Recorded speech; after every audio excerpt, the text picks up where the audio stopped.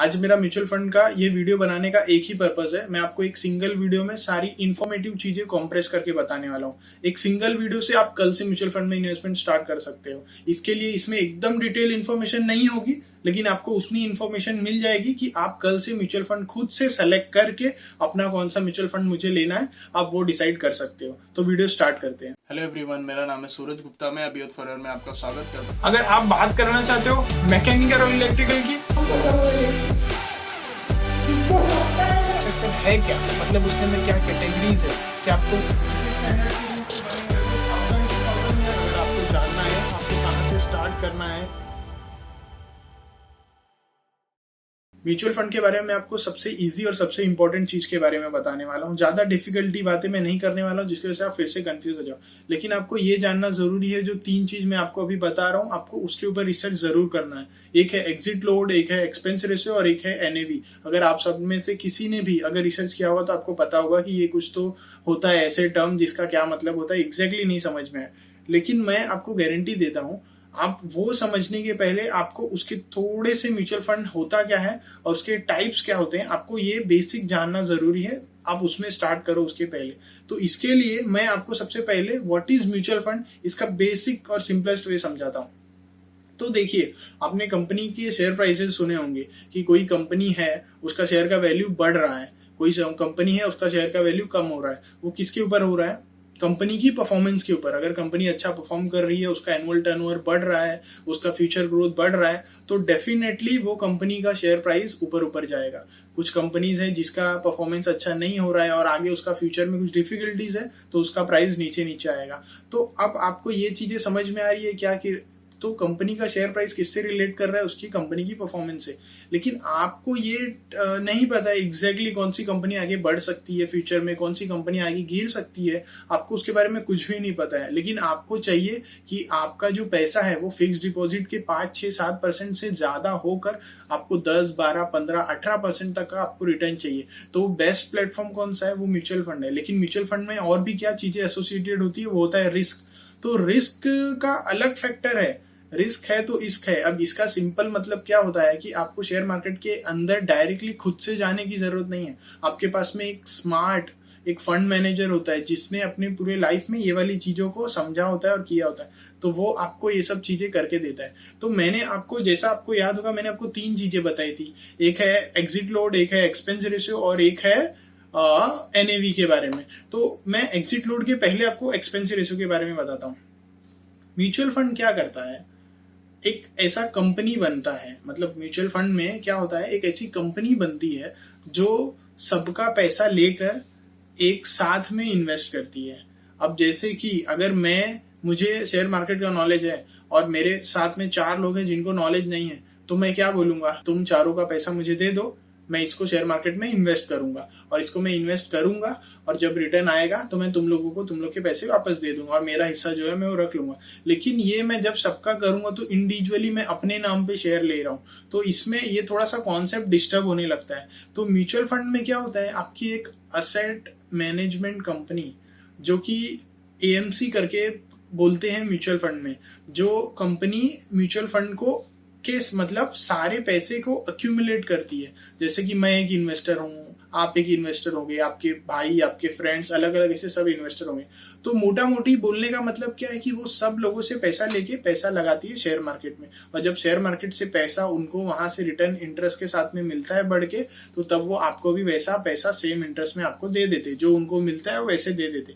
लेकिन इसमें जो कि बात है कि वो पूरा पूरा देंगे क्या? आपको नहीं देंगे। क्यों? क्योंकि उनको भी तो खुद का कुछ प्रॉफिट निकालना है। तो वहां उनका जो सैलरी है, उनका जो चार्जेस है, वो होता है एक्सपेंस रेशियो।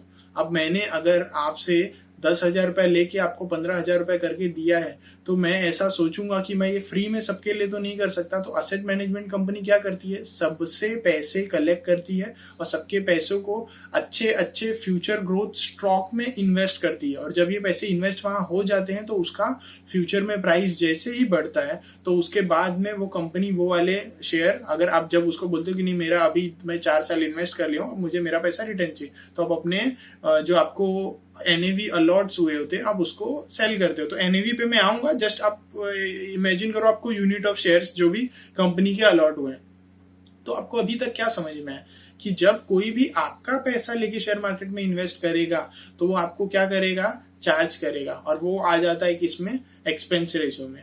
ठीक है, अब एक्सपेंस रेशियो आपको समझ में आ गया, उसमें क्या क्या आ सकता है, जितने भी उनकी रिसर्च टीम रहेगी या जो कंपनी को मैनेज कर रहा है, जो आपके पैसे को इन्वेस्ट करके उसको बढ़ाने की उसमें लगा हुआ है, वो अपने खर्चे कंपनी अपने निकालती है। तो इसका कैलकुलेशन कैसे क्या होता है, ये सब चीजें आपको जानना जरूरी नहीं है। आप सिर्फ इतना ध्यान दो कि एक्सपेंस रेशियो आप जिस भी म्यूचुअल फंड में जा रहे हो उसका कम होना चाहिए। तो सबसे पहली चीज मैंने आपको क्या बताई, एक्सपेंस रेशियो कम होना चाहिए। अब दूसरी चीज क्या होती है कि जब आप, अब मैं बात कर रहा हूं एग्जिट लोड की, ठीक है, तो मैंने आपको 3 चीजें बोली है, फिर से आप अगर पेन पेपर नहीं लिए हो तो आप वो भी लिख सकते हो। एक्सपेंस रेशियो, एग्जिट लोड और एनएवी, ये तीनों के बारे में मैं आपको बताने वाला हूँ। तो देखो, अब ये मैं इंपॉर्टेंट चीजें साथ में बता रहा हूँ और उसके साथ में मैं आपको म्यूचुअल फंड के टाइप्स के बारे में बताने वाला हूँ। सी, अभी मैं आपको एग्जिट लोड के बारे में बता रहा हूँ। अब जब कोई भी आदमी या कोई भी इन्वेस्टर जब कोई कंपनी में पैसा देता है, अब मेरा मन किया कि मैं आज म्यूचुअल फंड स्टार्ट कर देता हूँ, और फिर मैंने पैसा वहां दे दिया। अब उन्होंने क्या किया, पैसा वहां आगे इन्वेस्ट कर दिया 2-4 दिन बाद में, फिर मेरे को 15 दिन बाद में ऐसा लगा कि मेरे को पैसे की जरूरत है, मैं पैसा मेरा वापस ले लेता हूँ। तो आप तुरंत डिसीजन ले रहे हो और उनको, फिर आपने वो कंपनी को बोला मेरे को मेरा बेचना है, मेरे को अब मेरा वापस, मतलब उसमें से आप सेल कर रहे हो अपने यूनिट ऑफ शेयर। तो इसमें क्या हो रहा है, वो कंपनी के जो इन्वेस्टेड पैसे हैं वो बार बार बाय सेल होने की वजह से उनको भी आगे मनी को क्या होता है, उसको जो इन्वेस्टेड है उसको फिर से सेल करके आपको वाले रिटर्न देने पड़ते हैं। तो इसमें उनको भी वहां प्रॉब्लम होता है। तो इनिशियली स्टेज में, जैसे कि मैं आज 2022 में कोई कंपनी में या कोई म्यूचुअल फंड में इन्वेस्ट करता हूं, तो जिस कंपनी का ऐसा है कि वो एक फिक्स टेन्योर रख देते हैं कि 1 साल के पहले आप डायरेक्ट नहीं जा सकते हो। अगर 1 साल के पहले आप जा रहे हो तो आप जितना भी पैसा कमाओगे, आपका जो भी टोटल पैसा है प्रॉफिट का, उसके अंदर आपको 1% या 1.5% जो भी आपका एग्जिट लोड होगा वो लगेगा।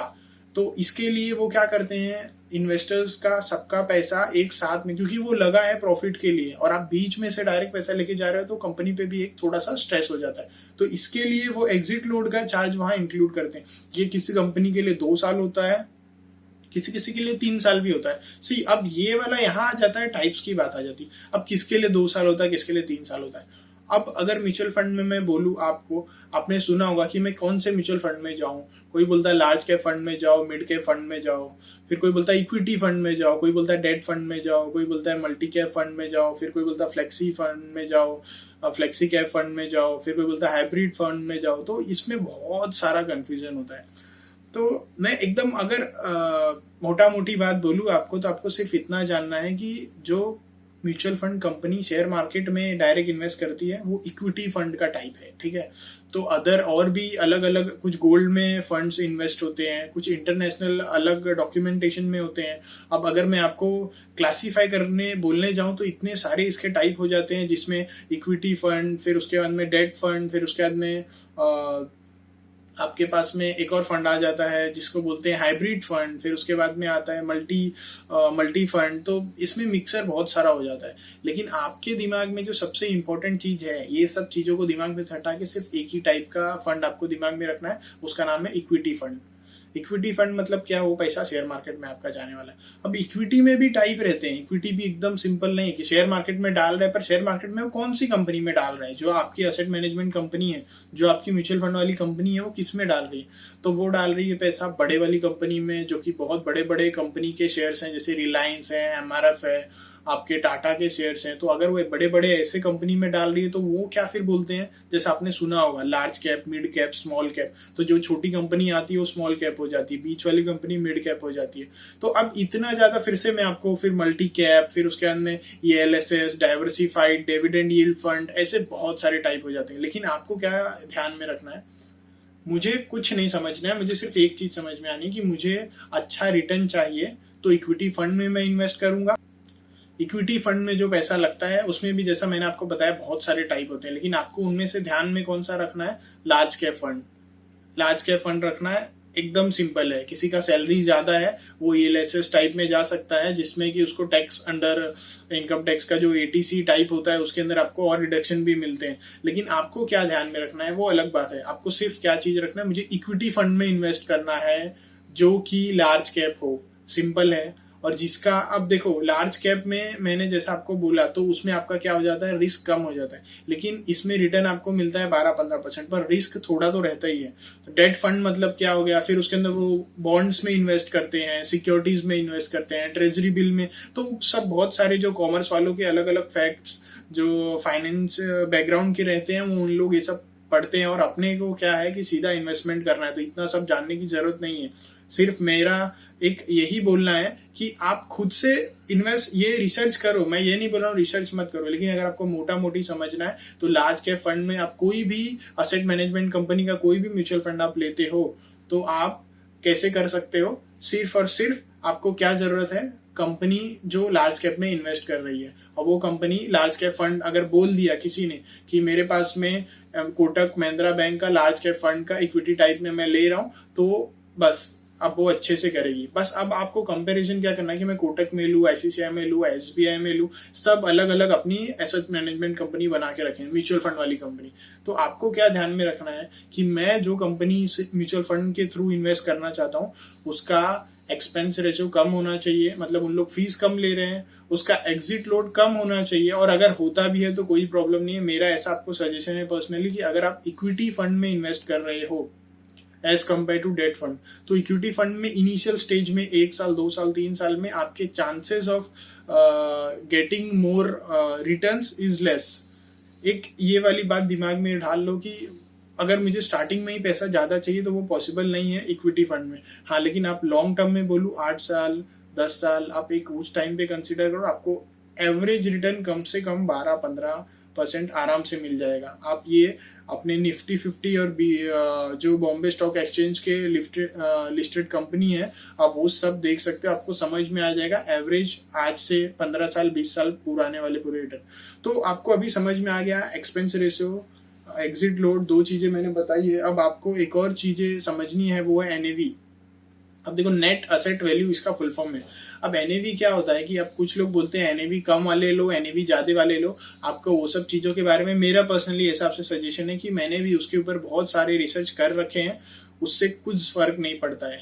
बट ओवर द टाइम अपने शेयर का परफॉर्मेंस ये इससे मैटर करता है, मतलब अपने को पता चलता है कोई कंपनी का एनएवी ओवर द टाइम जैसे चेंज होता है तो उसका परफॉर्मेंस दिखता है।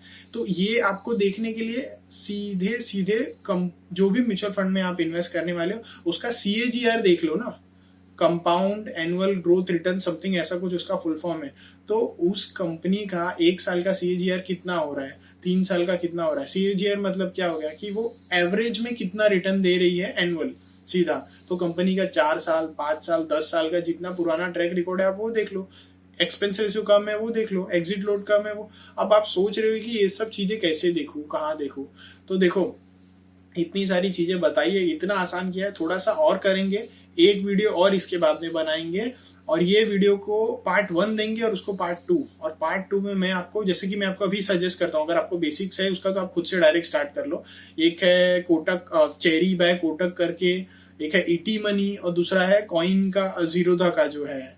आप उसकी वेबसाइट पे जाके एकदम इजीली उसके वेबसाइट या ऐप पे जाके म्यूचुअल फंड के सारे टाइप समझ सकते हो, देख सकते हो, खुद से रिसर्च कर सकते हो। आपका फ्री है, मतलब इंटरनेट फ्री, वाईफाई फ्री, आपकी मर्जी, आपको जितना रिसर्च करना है आप कर सकते हो। लेकिन मेरा एक personal suggestion if you are asking me, so I would say आप एक्सपेंस रेशियो देखो जो कम हो, एग्जिट लोड देखो जिसका कम हो अगर आपको जल्दी क्विट करना है, वरना एग्जिट लोड के ऊपर ज्यादा ध्यान मत दो। और जो तीसरी चीज है वो उसका एनएवी, जो कि मैंने आपको बोला कि उससे ज्यादा फर्क नहीं पड़ता, लेकिन आप उसका सीएजीआर देखो। एनएवी मतलब क्या हो गया, वो तो उस कंपनी के जो अभी एनएवी का भी कैलकुलेशन वैसे ही होता है जो कि कंपनी के जो टोटल कितना वर्थ है कंपनी, उसके अंदर माइनस लायबिलिटी, उसका फॉर्मुलेशन का फैक्टर ही अलग है।